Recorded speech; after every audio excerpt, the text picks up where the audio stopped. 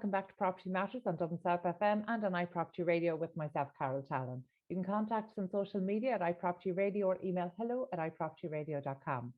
This week, I'm chatting to Hugo Deegan, a junior negotiator at Owen Reilly. Hugo is currently completing an apprenticeship at Owen Reilly, supporting both the sales and the letting teams.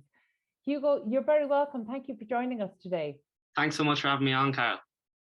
Hugo, I was so keen to speak to you because despite the fact that you've just done your leaving cert in the last couple of months, I have been aware of you for probably about a year, if not longer. I have never come across somebody so determined to get their foot into the property industry in Ireland. So tell us a little bit tell us about your background and where did this passion for the property market come from? Yeah, so I come from a family with a strong work ethic and that have been very entrepreneurial and really encouraged me to do whatever I wanted from a young age. So around transition year, I was kind of looking into different career paths, see which way I kind of wanted to go, and stumbled across a state agency, honestly through watching YouTube videos, TikToks, and so forth. But yeah, I thought it would be something. I really like conversing with people, so I thought a career in a state agency would be great. So my passion grew from there, and I managed to speak to Regina Mangan of Liberty Blue down in Waterford, from where I'm from, and that was great because I was able to give her a call. My mom actually had a career in RTE and interviewed Regina many years ago, so I gave Regina a call, and she was really helpful with giving me information and advice around the career and how I can get started. Very good. Well, I think it's fair to say you're in good pedigree. Locally in Waterford, you were definitely introduced to the industry by one of the best in Waterford, and now in Dublin, you've joined Owen Reilly, again, one of the best in Dublin. So you've certainly launched your career on the right path. But tell me about the course that you're doing, the training, because I mentioned there that actually your role within Owen Reilly as junior negotiator, you're doing that through apprenticeship, and you're actually studying as well. Yeah, so I'm studying 1 day a week on the Wednesday, which is just going into college. It's kind of split into different modules where it goes into economics, the business side of it, ICT, and there's many different valuations, of course, and many different topics. But it's great to learn the kind of theory side of it, and I'm getting the practical 4 days a week. So that's definitely really beneficial for me. Has anything surprised you so far? It's a lot more fast-paced up in Dublin, obviously, because there's a lot more transactions and it's a lot busier. But I'm loving it, to be honest. Well, look, I think it's interesting. I love the apprenticeship model across all sectors and all industries. I think it's fantastic to be learning on the job as opposed to studying for a number of years, and then when you get out into the workplace, it's all new. It all needs to be essentially translated. So I think the apprenticeship model is such a super one, and you're coming into the industry at an interesting time. It's a challenging time, and you're right in the heart of it there, where you're working. So maybe talk to me about your expectations for a career in this industry. Is it residential or commercial that you really see yourself in? Residential, I think, purely because I love conversing with people, and I like helping people. And of course, within the job, you'd find you're either selling a property for a vendor, which could be the biggest sale of their life or the biggest purchase of another's life. So you'd really have to handle it with care. And I enjoy helping people within the industry, of course. Yeah, I love that you're bringing this back to property being a people industry, because of course it is. When we're busy, I personally get sucked into kind of the technology side of it, trying to make everything more efficient, more streamlined. And, sometimes it is good to have that reminder that actually for people, it's different when it's your day job, but for many people, this might be the only home that they buy or the only home that they sell. And it's not just about the property. There's a huge psychological element. Yeah, and where you're working at the moment, you're supporting both the sales and the letting teams. Yeah. Are you starting to develop a preference for either side? I think sales I'd prefer, to be honest. The lettings is great, don't get me wrong, but I think the sales I'm more suited to. just being able to speak to people selling their homes. But I enjoy both greatly. When you're speaking to people selling their homes, obviously you're just starting out in your career, so you haven't had to go through the process of selling a home, particularly not one that maybe you have raised your children in, or in some cases it might be as a result of marital breakdown or change in career, change in geographical location.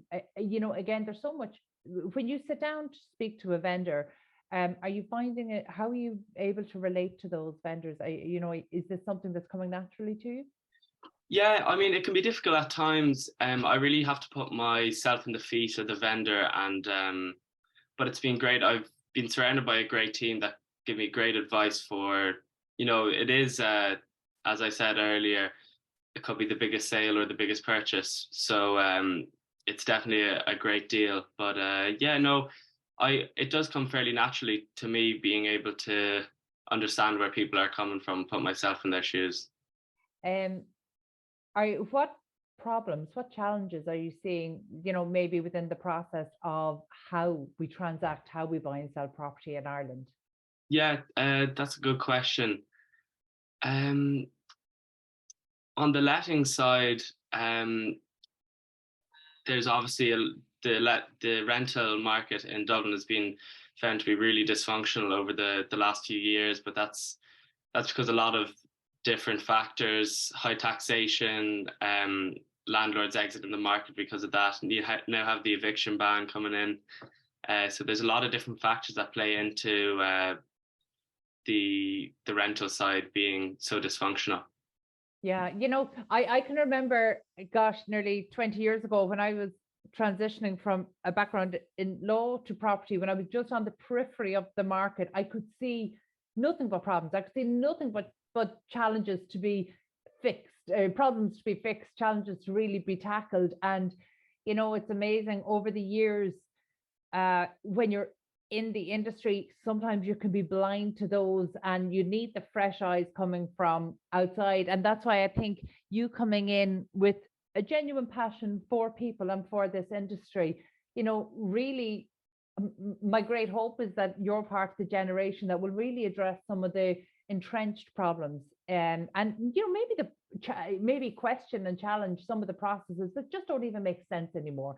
For example, in Ireland, we still have this crazy situation where people pay a booking deposit that is legally binding on neither party. It doesn't have any impact, and we still need to wait to get to the stage of contract deposits. I mean, we're now gone past the stage where that's probably relevant. Are there things, when you look at the process and you're learning it from scratch, are you looking at it and seeing areas that just don't even make sense? Yeah, absolutely. Like you mentioned, the deposit, I'd look at that, especially coming from someone who hasn't had that much experience and is a new entrant into the property sector.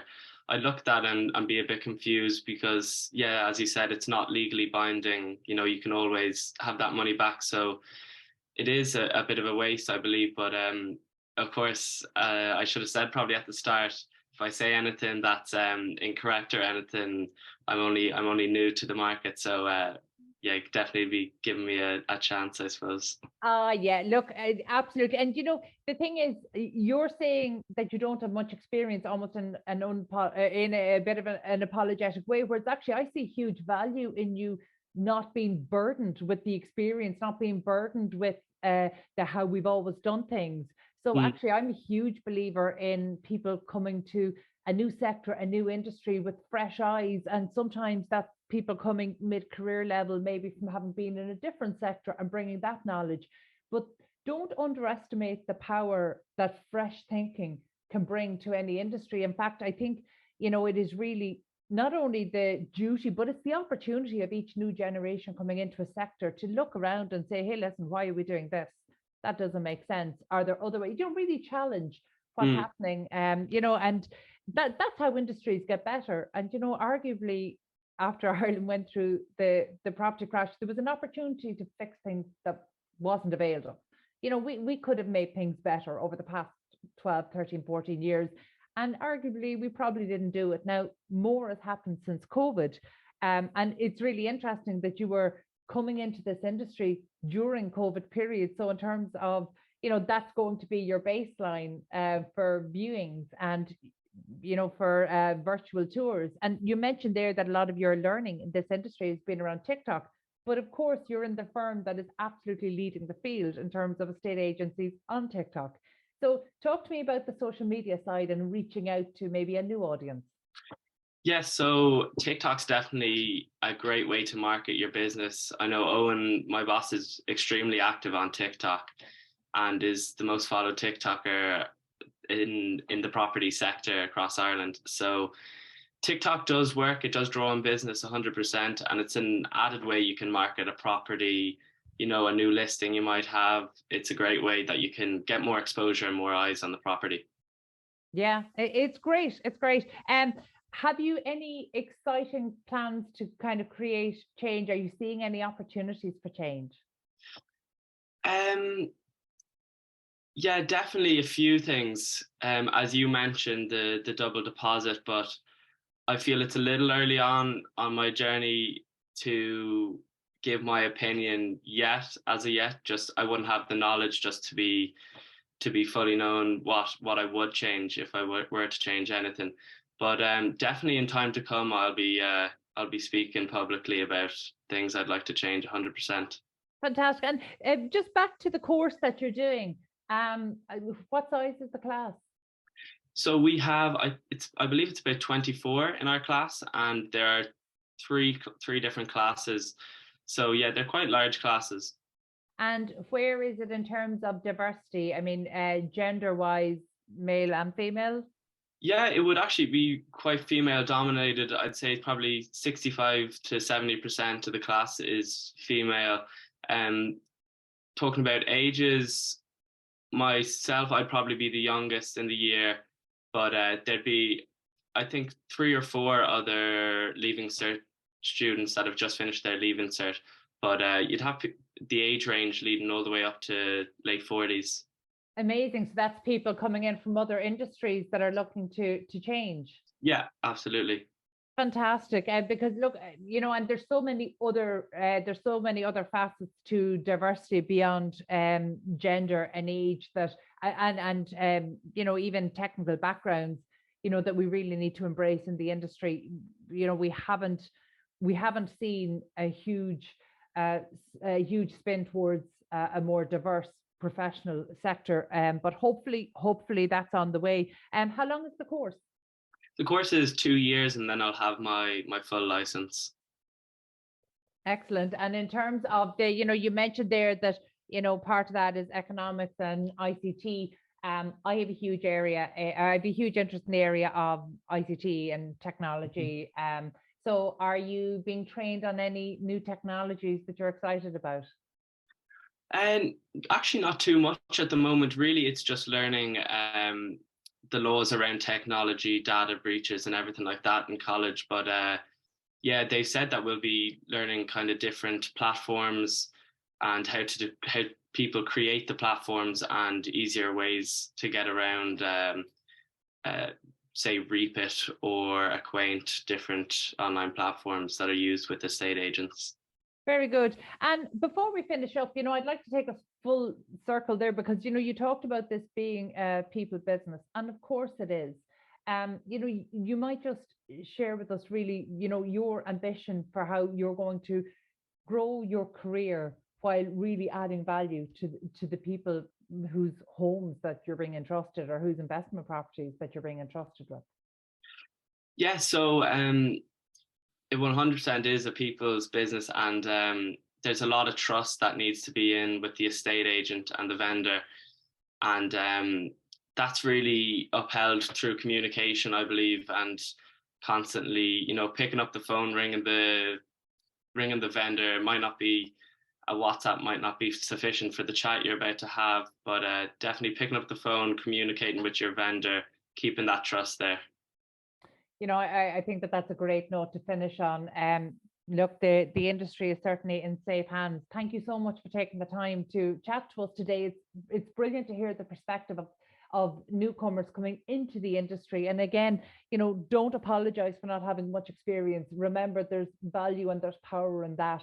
And it is absolutely okay to challenge things that you see in the industry that don't make sense, because honestly, the industry has been a little bit, and I include myself on that, we've been a little bit complicit in allowing bad processes to build up. And I think with the wave of technology, there's really an opportunity to get that right. So don't apologize for not having much experience.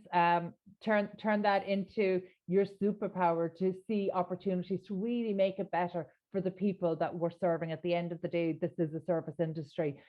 So my thanks again to Hugo Deegan, junior negotiator with Owen Reilly. We need to take a quick break. Stay tuned.